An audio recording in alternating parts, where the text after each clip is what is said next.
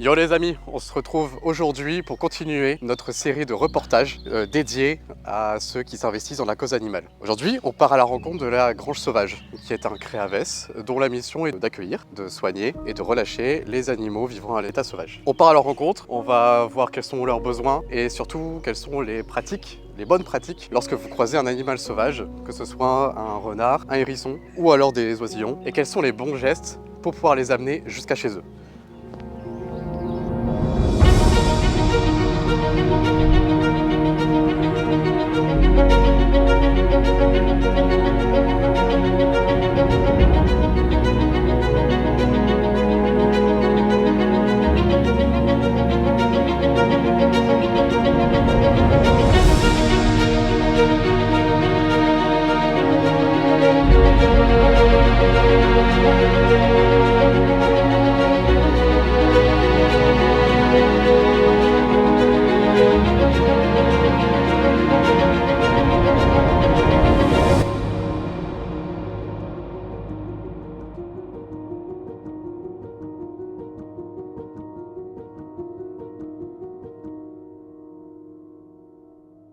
Bonjour Xavier, enchanté, je suis Xavier Lupens, et bah oui, homonyme, donc coprésident du centre ici, La Grange Sauvage, qui est le Créavès de Perouet. Notre centre est ouvert depuis un peu plus d'un an, on a ouvert nos portes donc en avril 2021 et depuis nous avons accueilli toute la faune sauvage qui est trouvée en détresse.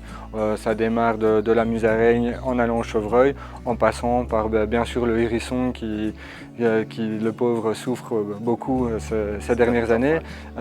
Et on passe par toute la vie faune rencontrée en Wallonie. C'est un lieu qui personnellement me tient à cœur puisque c'est ma grange familiale. C'est une grange qui a à peu près 200 ans et donc on a remodelé tous ces espaces de manière à ce que la sellerie devienne l'accueil, que la zone de stockage d'aliments reste le stockage d'aliments. Stocker les foins, c'est devenu notre centre névralgique, c'est la salle de soins. Nos volières intérieures, la maternité, c'était dans le temps le stockage des pailles. Et voilà, donc ça a été complètement repensé et les anciennes écuries sont devenues la revalidation. L'atelier est devenu un local spécial hérisson, plus les aménagements extérieurs, donc la prairie qui est destinée à accueillir donc, les volières et les espaces de revalidation des animaux arrivés ici au centre.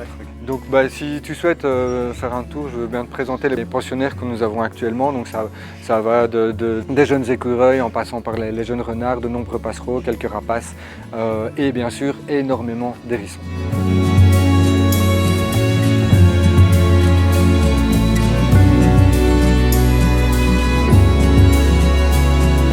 Donc ici nous sommes en présence d'un renard qui est arrivé chez nous à l'âge adulte. Ce renard présente un léger trouble du comportement car il est absolument pas farouche avec l'homme. Malheureusement on suppose qu'il a été élevé par des particuliers qui s'en sont débarrassés une fois qu'il a atteint un âge adulte ou qu'il est devenu dérangeant pour eux. On n'est pas certain de pouvoir le remettre dans l'environnement, donc on va le rediriger vers un centre spécialisé pour les renards afin qu'eux puissent essayer de le rendre à nouveau sauvage. Alors, si vous trouvez un renard adulte dans l'environnement, méfiez-vous toujours de leurs réactions. Méfiez-vous aussi car ils sont porteurs de beaucoup de parasites et de beaucoup de maladies qui peuvent être transmises à l'homme. Donc ne les touchez jamais à main nue, utilisez un linge, lancez un linge sur leur tête, attrapez-les, mettez-les dans une caisse et alors à ce moment-là, vous pouvez les amener vers un centre agréé à les accueillir.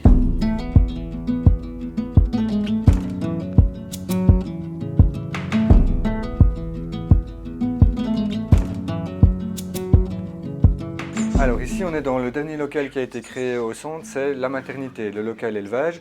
On s'est rendu compte par rapport à l'année passée, donc l'an dernier nos jeunes étaient en salle de soins, mais on avait tellement de soins à faire que les jeunes oiseaux demandent tellement d'attention qu'on était dans les pieds des soigneurs. Donc on a décidé de créer un local, celui-ci, destiné uniquement à l'élevage de nos plus jeunes. Derrière toi se trouvent les éleveuses qui nous permettent de reconstituer le milieu artificiel d'un nid, donc tant au niveau température qu'humidité. Ici dans cette salle-ci, tu vas retrouver du tout petit oisillon à l'oiseau qui est devenu autonome. Donc on retrouve les tout petits dont la vie pend au bout de nos doigts, puisqu'il faut les nourrir toutes les 10 à 15 minutes le jour, pas la nuit, donc on reproduit le cycle des parents. À propos de cycle naturel, on a utilisé un éclairage bien particulier qui reproduit l'éclairage avec les UV du jour. On est sur quelle espèce? Avec des magnifiques yeux bleus. Oui, oui, des très beaux yeux bleus comme les plumes qu'on voit sur le bord de l'aile, qui sont vraiment un bleu pétant. Il s'agit d'un jeune jet des chênes. Donc c'est un corvidé, c'est un oiseau qui est insectivore et carnivore. Nous ici au centre, on tâche de reproduire à 100%. D'où les morceaux de pouce. Oui, c'est ça, tu peux y aller, vas-y, il attend que ça lui. Voilà, donc ici, il est nourri, là en l'occurrence, avec des morceaux de poussin en morceaux. C'est un oiseau qui nous a été confié parce que le nid a été détruit et le chien a rapporté un des jeunes à son propriétaire. Et il n'a pas été blessé du coup? Il n'avait pas de blessure apparente. Et quelques jours plus tard, un autre de la fratrie nous a également été confié car il était errant, mais lui par contre, il était en sous-poids. Il devenait déjà presque cachétique. Alors, la première chose à retenir, c'est qu'à l'inverse des mammifères, les oiseaux n'ont pas d'odorat. C'est-à-dire qu'un mammifère, surtout, tu ne touches pas, sauf si la situation le nécessite. Un oiseau, si tu sais le replacer au nid, oui, il faut absolument le replacer au nid, c'est la meilleure chose à faire. Si c'est un oisillon nu, il faut aller très très vite. Très rapidement, il va tomber en hypothermie. L'hypothermie avancée crée des lésions neurologiques importantes qu'on risque de découvrir bien après la découverte de l'animal. Donc il faut absolument agir vite et bien. Garder l'animal au chaud et le confier à un centre le plus rapidement possible.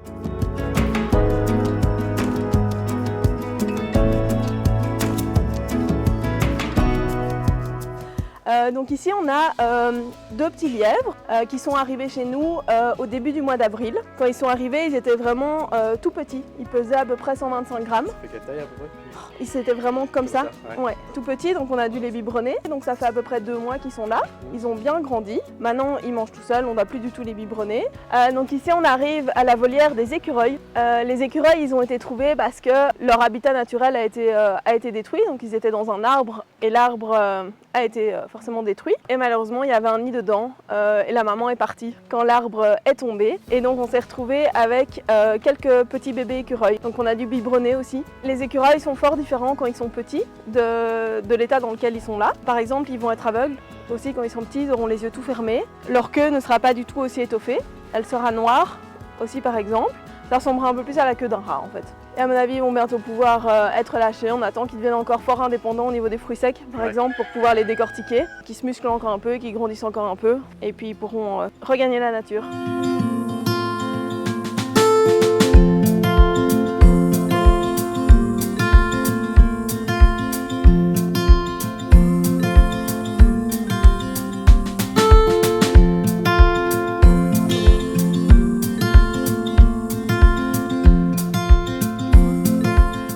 Donc Xavier, maintenant je vais te présenter la deuxième activité de notre ASBL. C'est donc une partie sanctuaire où on recueille des animaux abandonnés ou sans propriétaire. Actuellement, on a des hiboux, des chèvres, des grues et des cigognes qu'on a déjà pu sauver.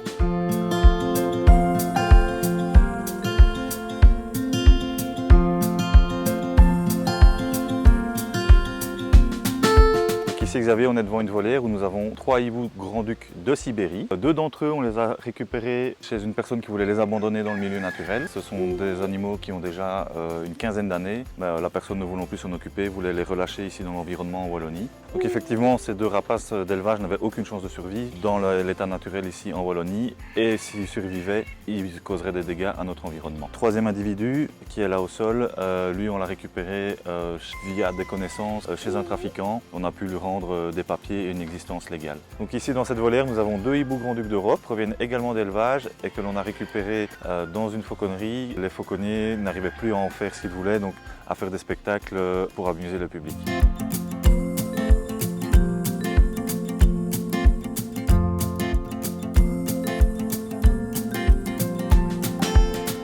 Donc là, on va aller donner le biberon à Gigot et Dagno, qui sont nos 2 petits moutons. Ils sont nés ici, mais ils ont perdu leur maman. Malheureusement, elle a eu une infection et donc elle n'a pas survécu. Mais les petits se portent bien, ils sont vraiment bien intégrés au troupeau et ils viennent juste pour chercher leur biberon et puis ils repartent. Gigot, Dagno! Gigot! Allez, on va donner.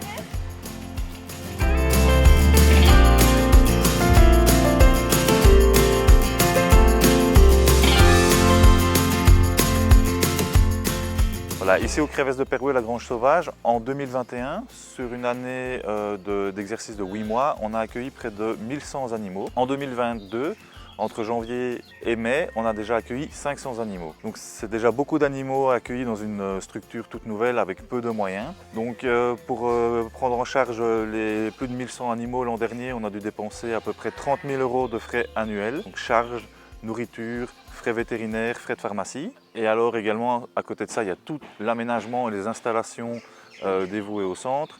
Sur l'an dernier, on approchait déjà jusqu'à 80 000 € de frais d'aménagement. C'est loin d'être fini, on a encore beaucoup de volières à construire, beaucoup de pièces à aménager en intérieur. Donc les besoins sont encore assez énormes au niveau financier. Afin de pouvoir nous aider financièrement, vous pouvez vous rendre sur notre site lagrangesauvage.be. Il y a une page Nous aider et là vous trouvez toutes les manières de nous faire un don, idéalement en argent sur le compte en banque. Si vous souhaitez nous aider en devenant bénévole au sein de La Grange Sauvage, je vous redirige vers notre site web lagrangesauvage.be, rubrique Rejoignez-nous, et là vous avez un petit formulaire à remplir avec vos données et on vous recontactera le plus vite possible.